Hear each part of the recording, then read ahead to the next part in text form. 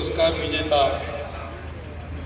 कैलाश सत्यार्थी जी आए थे, विवेकानंद केंद्र की उपाध्यक्षा निवेदिता भिड़ी जी आई थी। तो वहाँ आए थे तो सत्यार्थी जी हमारे उत्सव में अध्यक्ष के नाते आए थे। निवेदिता जी का घर संघ का है, तो ये लोग मिले वहाँ ठाकुर में। मैं भी था उस दिन। क्या हुआ G20 में, अमृतानंद माता जी का कीनोट एड्रेस हुआ, उनकी अध्यक्षता C20 के लिए थी।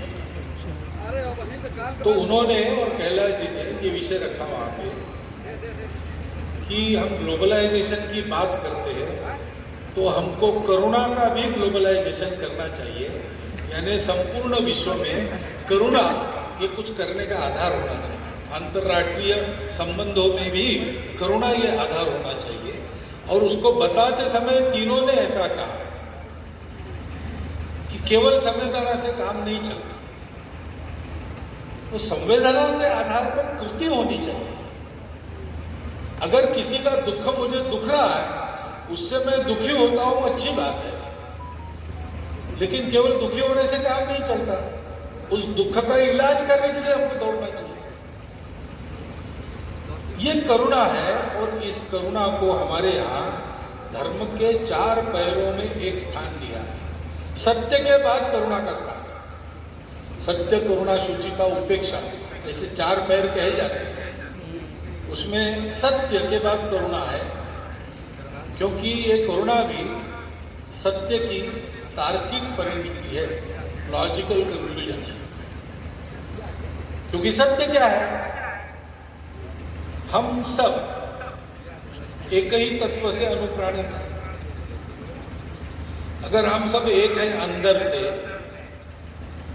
तो मैं अकेला सुखी हूं, बाकी दुखी है, मुझसे देखा नहीं जाएगा। जैसे पीरामल जी ने कहा कि मुझे जो कुछ मिला है वो सबको देने के लिए मिला है।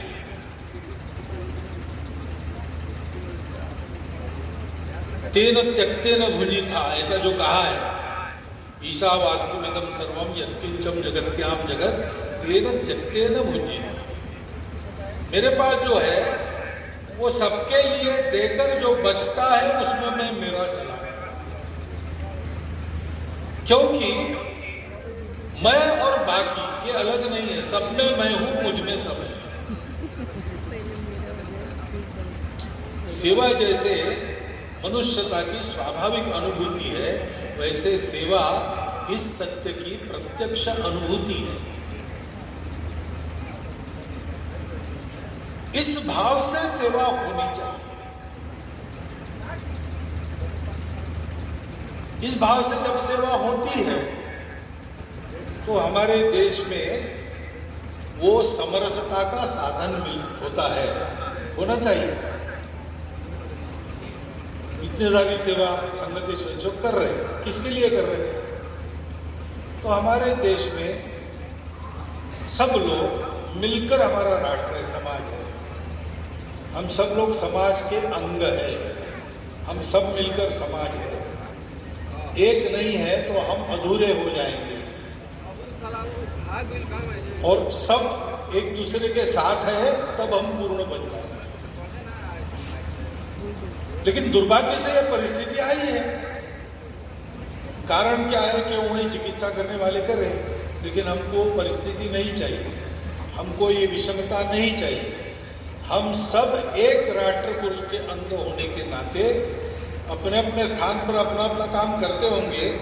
काम के अनुसार रूप रंग निराला होता होगा, जैसे शरीर के अंगों का होता है, लेकिन हम सब में एक ही प्राण है।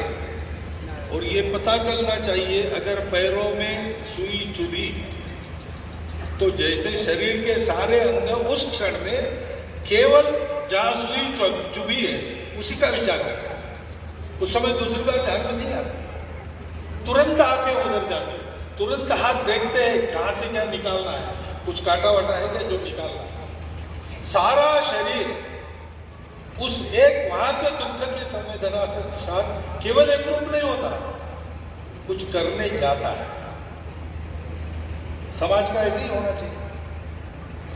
समाज का एक अंग उपेक्षित है, दुबला है, उसको नीचे का स्थान है, ये कैसे हो सकता है?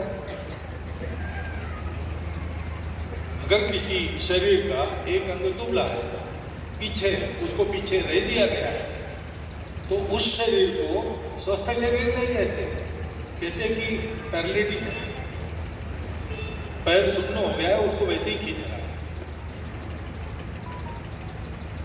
अपने देश को अच्छा देश बनाना है, विश्वगुरु बनाना है, इसका मतलब वो सर्वांग परिपूर्ण होना चाहिए, उसका प्रत्येक अंग सामर्थ्य संपन्न होना चाहिए।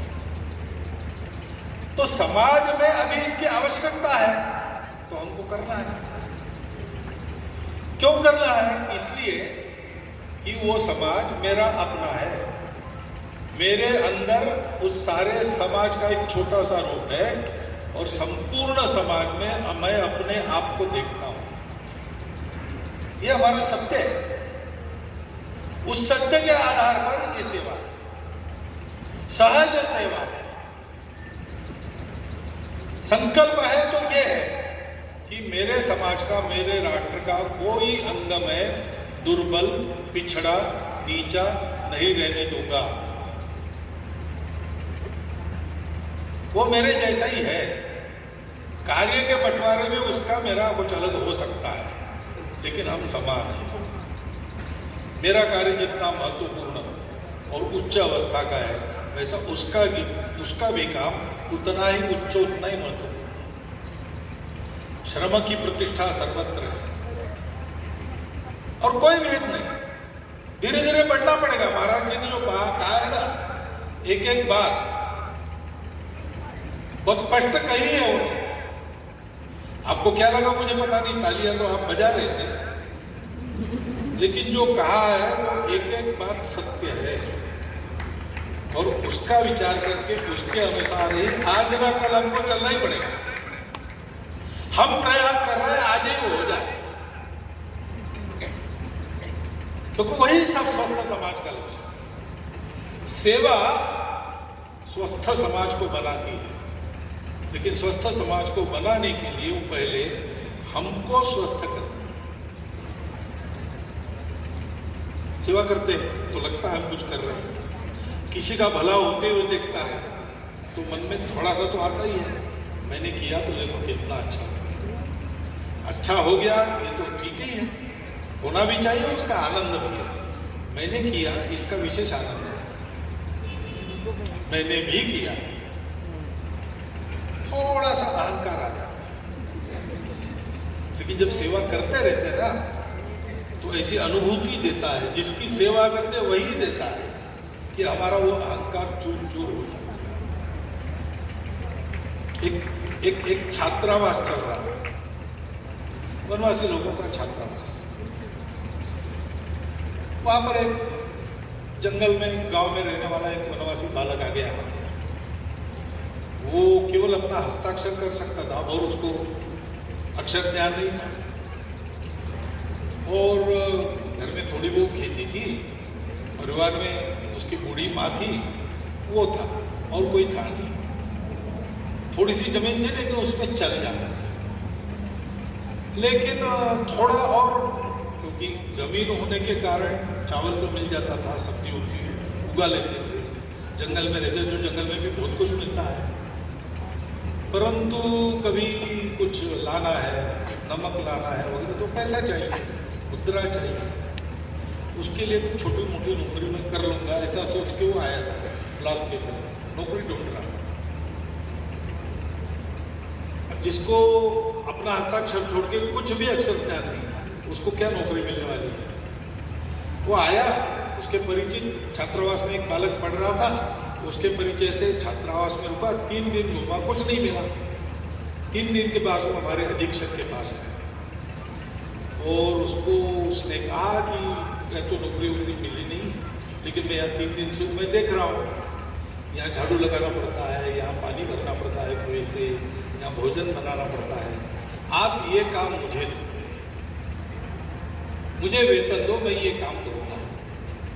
घर में हमारी माता जी है, बूढ़ी है लेकिन थकी नहीं है, तो हमारी छोटी सी जमीन है, आधा एकड़ होगी, वो देख लेगी, उसको मैं पैसे भेजते रहूँगा और कुछ बचत भी करूँगा, तो आधे वक्त में आधार के लिए हो जाएगा। तो हमारे छात्रावास अधीक्षक ने कहा कि देखो भाई, हम भी लोगों से मांगकर सेवा करने लायक लोग हैं, उनको देने के लिए हमारे पास ज़्यादा नहीं। उनको तो कोई नौकरी छोटी भी मिल जाए, 100-200 रुपया कुछ महीना ऐसे मिल जाए, हम यहाँ 30 रुपये से ज़्यादा दे नहीं सकते। तो उसने कहा कि इससे ज़्यादा नौकरी मुझे मिल भी नहीं सकती, तो आप वही दे दो मुझे, ऐसा करो 4 महीने का एक साल और वो रह गया। तो ठीक है। बीच में एक बार हमारे विभाग प्रचारक जी आए,